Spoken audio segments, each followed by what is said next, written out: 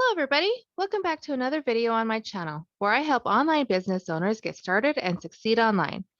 Many videos on my channel go into the tactics and the strategies that you need to implement to get up and running.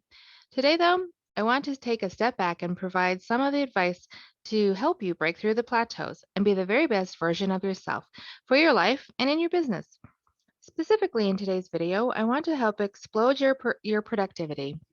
On any given day, I have seen far too many entrepreneurs given the same 24 hours as everybody else, yet they can't seem to find the time to do basic stuff for their business, like film an ad or take a sales call or anything like that.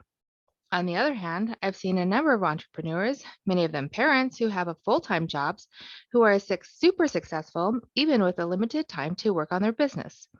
So the question is, how is it that some people are able to be insanely productive while others seem to always use the excuse of not having enough time? Make sure you stay to the end of today's video because you're going to see the exact steps that I take to combat the lack of productivity. But first, if you're new here and you feel this is exactly the type of information you need, go ahead and hit that like button. You'll also want to click the subscribe button and turn on notifications. That way, we'll be able to alert you when it's up and live. Now let's get on to today's topic. First off, what's the number one enemy of productivity? Go ahead and leave me a comment below and answer, what do you think is the number one killer of productivity? Now, let's be honest here. This may be different for everyone. I can only speak to what I've seen in my own life. But what I would personally say that the number one enemy of productivity is lack of planning. In other words, your ability to plan out your day is the number one factor in how productive you'll be. The enemy is not procrastination. Procrastination is a result of not planning. To show you why, what is the definition of procrastination? It's putting something off so that you can do it at a later time. So, procrastination assumes that you can put it off until tomorrow. If you properly plan your day, though, you don't have to have it at some other time, and you don't have to have it tomorrow to get the job done. Planning out your day makes you commit to getting things done when you say that you'll get them done. This is the mindset shift that you need to make if you want to be more productive and if you want to eliminate procrastination. Don't give yourself the permission to procrastinate by simply committing to the time and the place that you're going to get the job done. Now, if that sounds easier said than done, first of all, it probably is.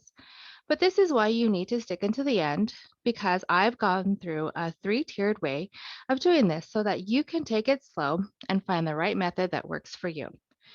First is to simply write down what you want to accomplish that day.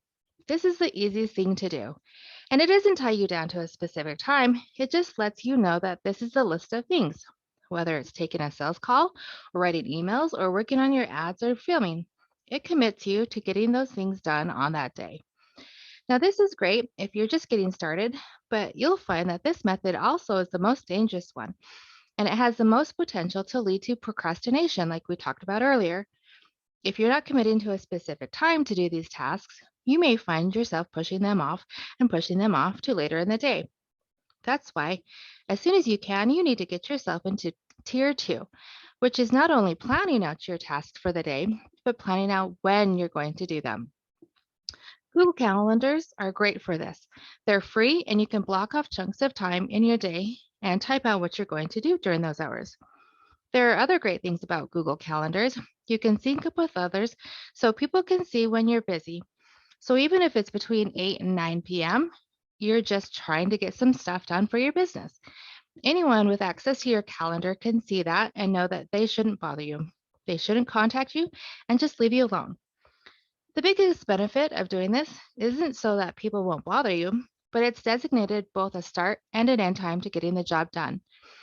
In the 4-hour work week, Tim Ferriss mentions that we tend to take as long as we can to get something done. So if you have 1 hour to get a job done, you'll take an hour.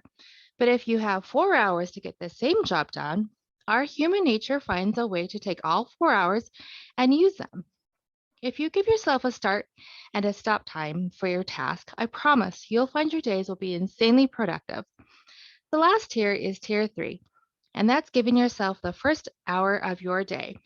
Now, I didn't make this up, and honestly, I couldn't find who said this, but this has become a really popular concept online, and I absolutely agree with it. Now, notice, I didn't say to make sure that your day is dedicated to your business. You can certainly do that, but that hour doesn't have to be restricted to your business. What I said was, I want you to give that hour to yourself, whatever that means for you, whether it's working on your health by working out, reading, meditating, or writing. The point is that if you want to have a more productive day, then you need to take hold of your day as your own. Nothing keeps your mindset more in check than taking the first hour and doing whatever you need to do to be in control of your day. Now, look, this is a three-tier system because I recognize that not everybody's going to be able to do this immediately. So slowly build up to this. Start by figuring out what you want to get done that day. Then move on to figuring out when you want to get that done. And finally, take back the first hour of your day to really tell yourself that you're going to own these next 24 hours. Those mindset shifts have helped me in my life and other successful people that I know around me. And I hope that it will help you because I truly believe that having a plan and knowing when you're going to execute that plan is going to prevent you from just kind of flailing around, for a better lack of term. I hope this has helped you. The number one killer of productivity is just waking up and not having a plan for that day. It leads to procrastination and leads to pushing things off and ultimately leads to a lack of productivity.